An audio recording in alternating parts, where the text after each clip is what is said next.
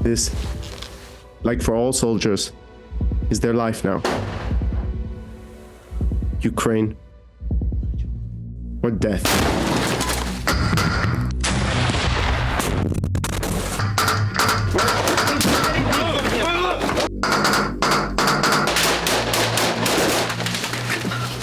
Last hope.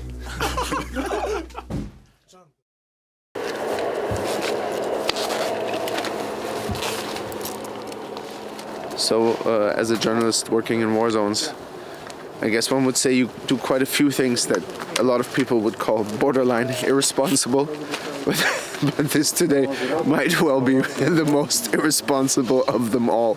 Behind me are Ukrainian paratroopers, and we're embedding with them. The mission is to hold the first line of defense outside a small village which has been taken by the Russian army just a couple of days ago.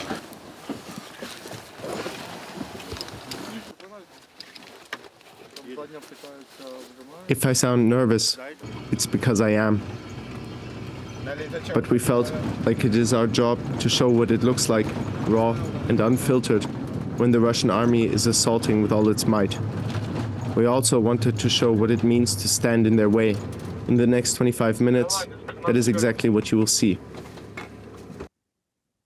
The war behind us is extremely loud and intense, and where all the sounds are coming from, that's where we're going. We're quickly swapping the car. Some of the guys just came from there, now we're going in. We're gonna load up, and we're gonna be fast.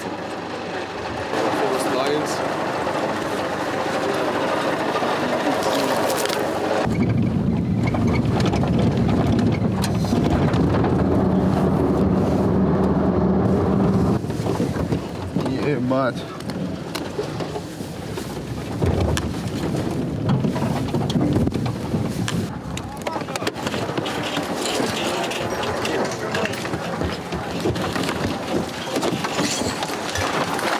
The car stops, we run. 300 meters across the field, dodging craters.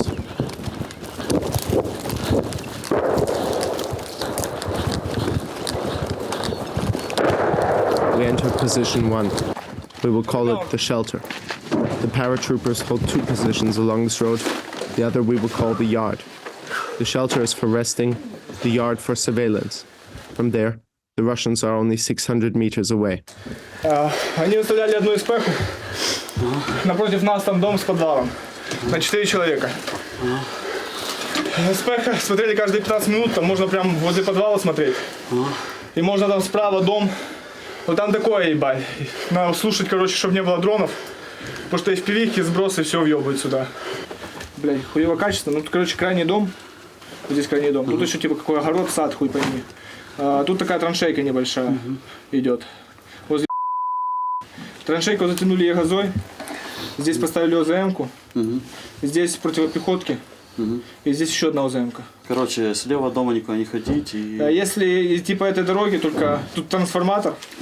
Если идти по этой дороге и вообще сюда проходить, чтобы трансформатор постоянно был по правое плечо. Типа проходить сюда. One group heads to the yard, and we try and get comfortable. This will be our home for the next few days. After a quick introduction by some units that were already here, we got a couple of hours of much needed sleep. As you just heard, it's pretty loud. The village is under constant attack. A couple of minutes ago we had glide bombs landing somewhere here in the vicinity. So it's too dangerous to go even outside just for a couple of minutes. As you can see here, this is the toilet. I guess that says it all. We share the shelter with Sava, Punk, Morichok, and Albert. Sava, whose real name is Roma, is the commander, a tattoo artist from Kyiv. Punk is, well, a punk. Morichok used to be a sailor, and Albert worked in the IT sector, but his real passion was always the great outdoors. They belong to the Kayfariki. It translates loosely to those who enjoy life. They are, like many others in Ukraine, a group of friends who came together when the war started. What separates them from almost all others is that some were active members of various subcultures, like anti-fascist hooligans. They really are the complete opposite of what Russian propaganda portrays Ukrainian soldiers to be. rebels, but with a cause.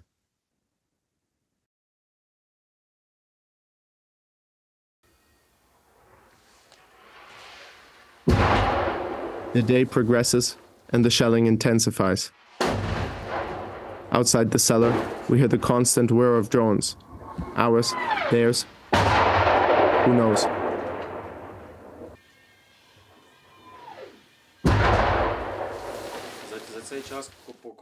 Since we've been stationed here, we've been holding the line, supporting nearby brigades, doing recon, and bracing ourselves for an enemy attack. I expect it'll come early morning, or when it's dark, or maybe during bad weather.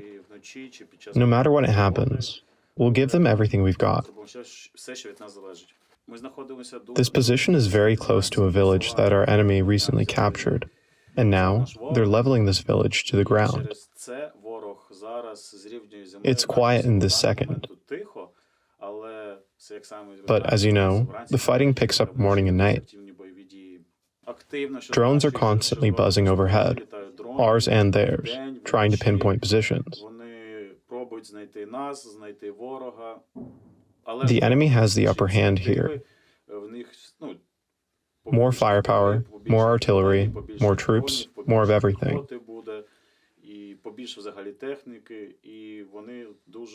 They're pushing hard to break through, and they're making progress. The situation is critical. Moving around during the day is too risky. Too many drones. They spot you immediately. They fly over every house that's still standing, over every basement, trying to locate our infantry. We've learned that the hard way. They soften us up with artillery, so that infantry hunkers down in the basements, doesn't manage to put up any real defenses, and the enemy moves in and just lobs grenades down into the basements.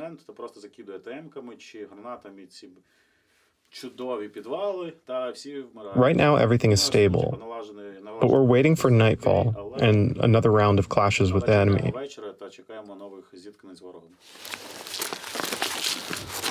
As night approaches, the boys slowly start getting ready for rotation. Punk gives a quick introduction of the group's hardware. An assault rifle isn't much use against anything other than infantry. With the PKM, you can at least engage lightly armored vehicles, maybe even try to penetrate the rear of a BMP. We've got armor-piercing rounds we captured from the Russians for BMPs, BRDMs, but they won't stop a tank. We have one N-lock, but that's it. So if a tank comes rolling in, we'll have only one shot, and then we'd better get the fuck out of there.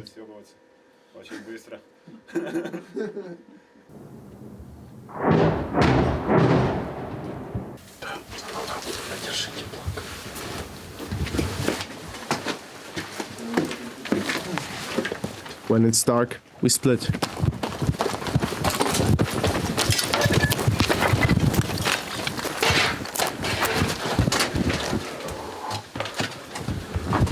Our cameraman moves with the Kayfariki to position 2, the yard.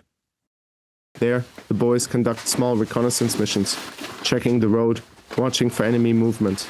It's silent work, but dangerous. You can be sure that on the other side, someone is also watching.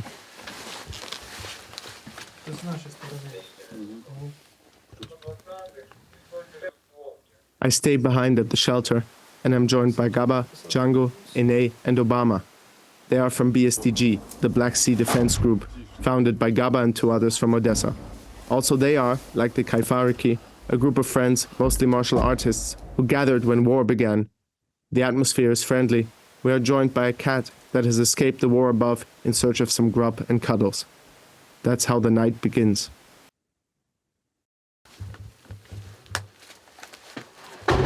At 4 a.m., bombs start to pound the village. The walls shake, debris scatters down the stairs. The carpet begins to flutter like a flag warning us. Trouble is coming. 100 meters away, the same bombs have ripped us from our sleep. But in the cellar, without eyes on the road, Only the radio will tell us what is happening.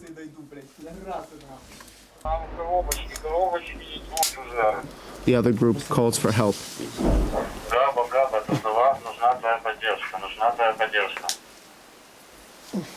Плюс. Куда поддержка? Куда? Нужна поддержка в паре противотанковых. Нужна поддержка в паре противотанковых. Плюсяра, сова, плюсяра. Я информацию слышал, но мы пока не можем высунуть даже носа, ебать. Хуярят очень сильно. Шарю. Пацани, дуже швидко піздою, блядь.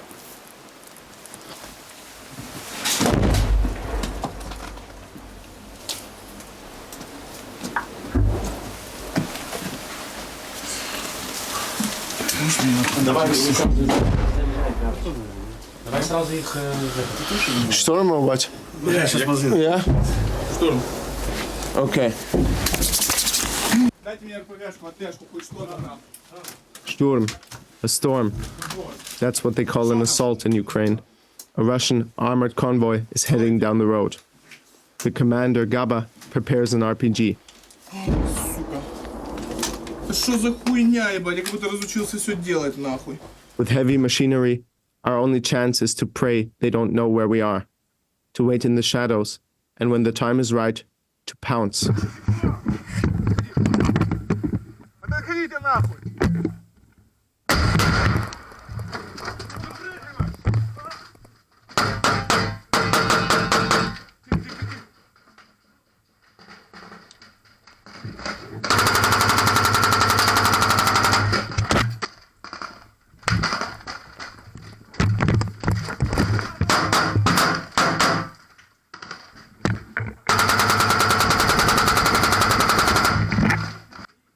It's pure chaos. The guys are burning through ammunition, trying to stop the Russians from overrunning them.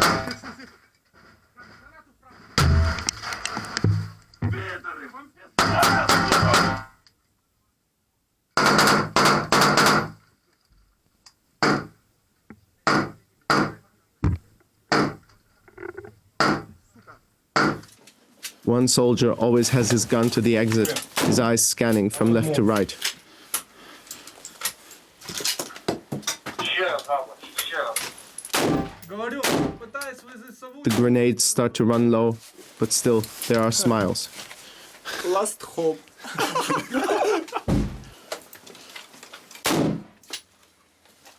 Малыш, працював. Давай, я казав, нам не There is no other way to describe this situation but madness. Really?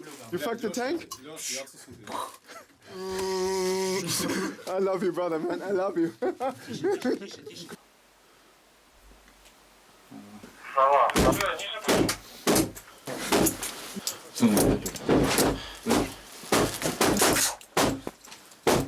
In the middle of the battle, my night vision camera breaks. It records only static and sound. It's ironic because I barely remember any part of this, but it happened. Both where we laugh like maniacs I trust in you. and where Obama tells me to kill myself if the Russians enter. Знаешь, что ты можешь сделать? Скажи. Если они зайдут сюда, He stops speaking. He puts his fingers to his mouth and pulls the imaginary trigger. Back at the yard, the Russians are closing in fast. Sava and his group are not as lucky as us. The enemy knows exactly where they are.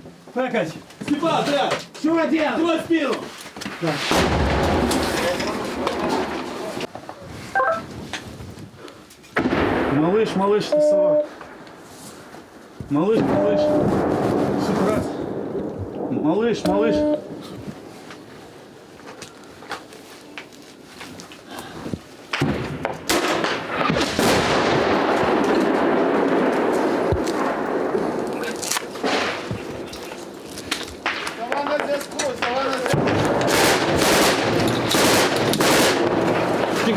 Тихо.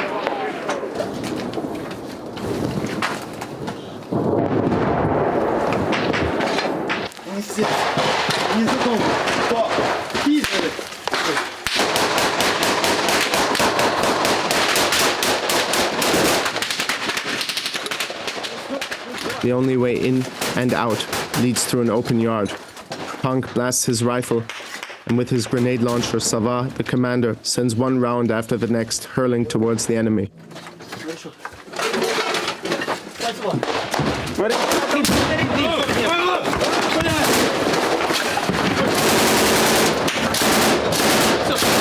У меня легкая в руку, сова, легкая. Then he's injured. Все увидим, все будет хорошо, пацаны. Я вас люблю. Flying shrapnel scrapes open his forearm, but he continues fighting.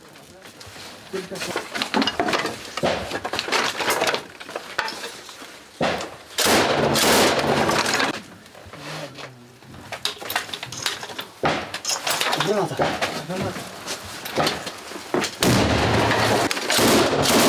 3 hours into the battle, daylight breaks.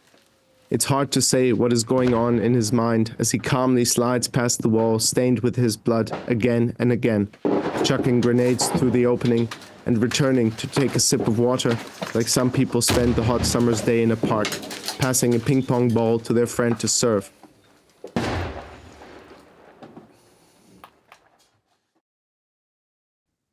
At the shelter, the fight has calmed down a bit. One of the BSDG always watches the entrance, ready to fire at any moment. They switch every couple of minutes.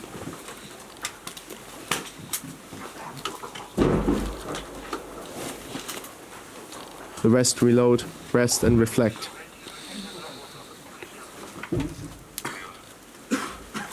Django has lost his hearing, but apart from that, everyone is okay. The adrenaline wears off a bit, and we can start to think straight.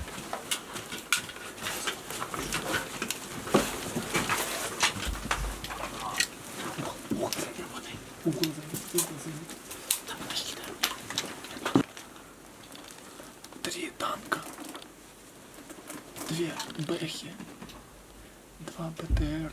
Наш. Ну. Это было сегодня утром.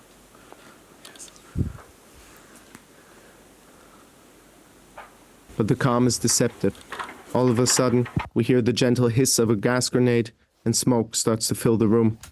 I film the beginning on my phone before I can get my camera to work. Is it poison gas? Tear gas? Are they trying to smoke us out? Will they come in? The boys don't take any chances and start shooting.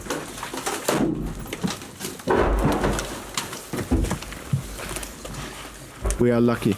It's not poison, and the Russians don't enter. But we are surrounded, and we realize we will not be leaving this cellar anytime soon.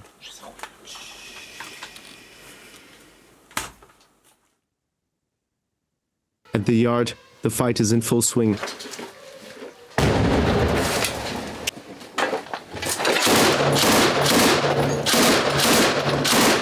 The Russians have closed off the roads and taken up position in a house directly opposite.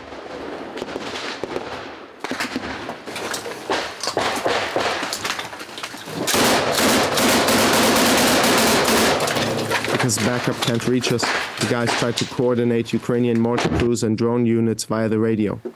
Там пидоры просят поддержку. Они просто за забором от меня, блядь.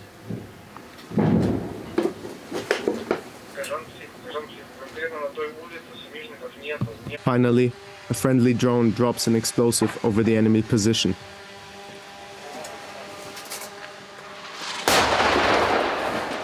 You can hear an injured Russian moaning in pain.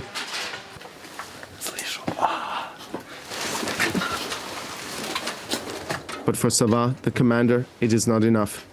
He does not want to take any chances and leaves cover to fire an RPG.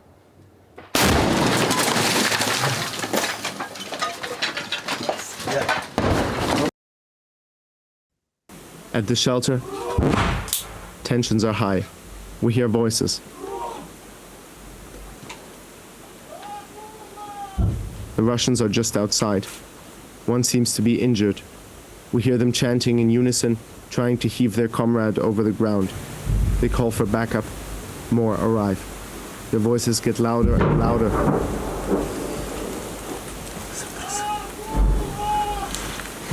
Малыш, ебаните в нас. Малыш, ебаните в нас. У нас есть дохуя пидоров. Перекличку, сука, делают. Ебаните в нас, кто слышит. Gaba sends a final call for help over the radio. There is a cellar, we hear one of the Russians say. They're coming. It is the moment when my life should be flashing before my eyes, but it doesn't. I only see Obama, his lips twisting around his teeth as he and Django stand with the guns in their hand. But once again, we are lucky. Our call for help was heard. Kayfariki and BSDG fighters assist with drones, mortars, and RPG strikes from behind the fields around.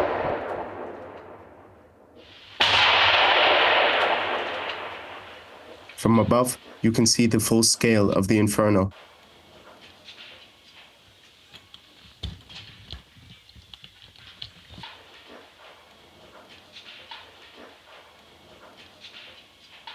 Inside, explosions very close to us tell us Ukrainian troops are firing at the Russians. Gaba decides that attack is the best defense. He throws grenades and then shoots an RPG at the house opposite us, where we suspect them to be.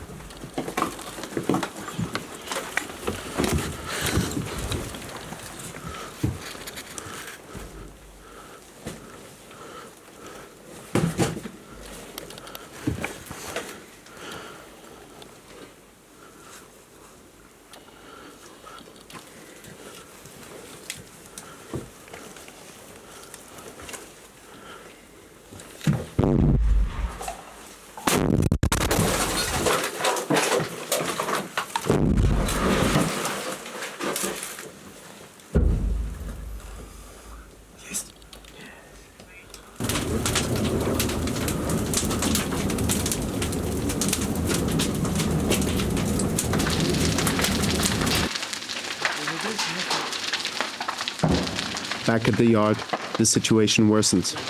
It's been over 12 hours of battle.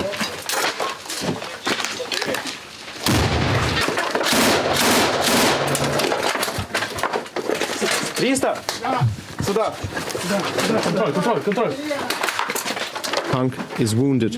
A piece of shrapnel has lodged itself deep into his leg. The boys move him from the yard to the entrance.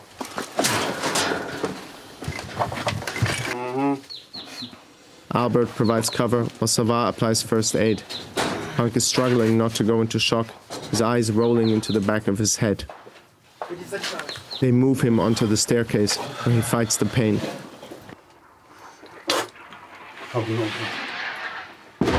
The rest continue fighting the Russians, who are making another push. They realize that they cannot stay here much longer. Ammunition and energy are running out. The road is still blocked. To escape, the group will have to run around, behind enemy lines.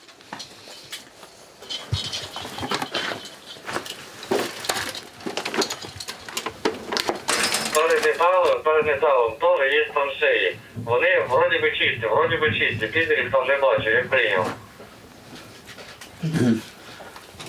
Плюс, а кто-то может артой подсобить, закрыть типа пидоров, чтобы в этот момент проскочили? Пробуем щось. Давай, на связи. Just 50 meters behind the yard, the drone pilot has spotted an empty trench. It's their best chance. The only problem, the Russians have a BTR positioned at the crossroads. Clumsily, they have driven it into a ditch, but the crew is still inside.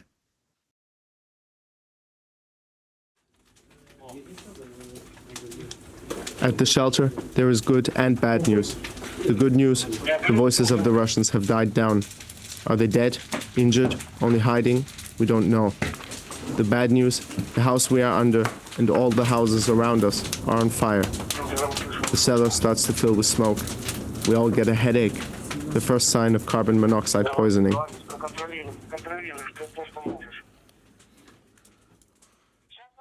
As the sun slowly sets, we decide we have to make a run for it. The other paratroopers have set up a first line of defense at the edge of a field that ends right behind our shelter. My camera at this point has no more battery. The only footage we have is from Obama's body cam. We leave the shelter after 14 hours of hell and run.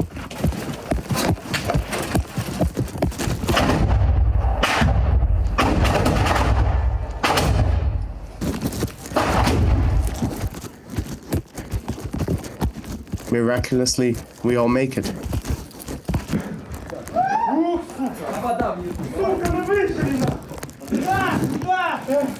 Sava and the others fight their way out through enemy-controlled territory.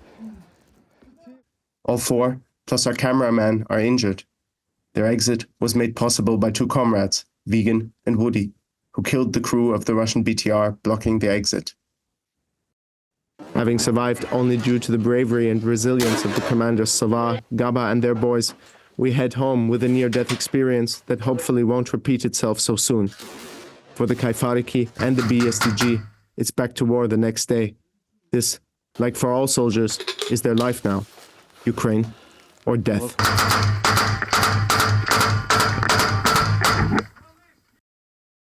Even if it was tough to watch, we hope our report gave you a valuable insight into how war in Ukraine actually looks like. But another thing, war is expensive, and units like the Kayfariki rely heavily on donations for many things: medical supplies, electronics, cars. So if you have the capacity and the will to help them out, I'm sure they would be very grateful if you do so. And you can do it here, either via PayPal or the link to this Ukrainian bank account.